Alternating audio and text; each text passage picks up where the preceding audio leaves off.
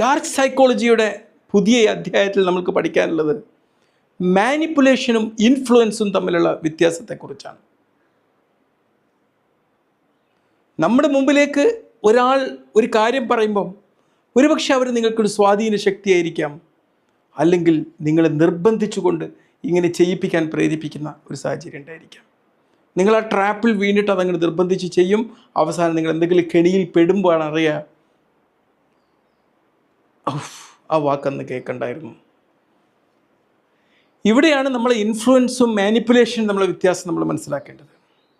Influence എന്ന് പറഞ്ഞാൽ നമ്മളെ സ്വാധീനിക്കുക എന്ന് പറഞ്ഞു കഴിഞ്ഞാൽ അത് ഓപ്പണാണ്, തുറന്നതാണ്, സത്യസന്ധമാണ്.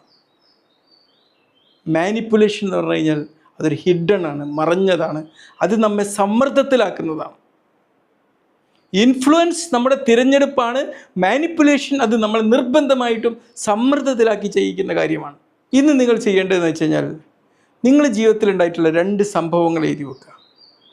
ഒന്നിൽ ഒരാൾ നിങ്ങൾക്ക് മാർഗനിർദ്ദേശം നൽകി, ഇൻഫ്ലുവൻസ് നൽകി.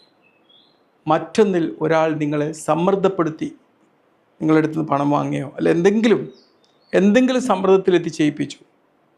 ഒന്ന് എഴുതി വെക്കുക.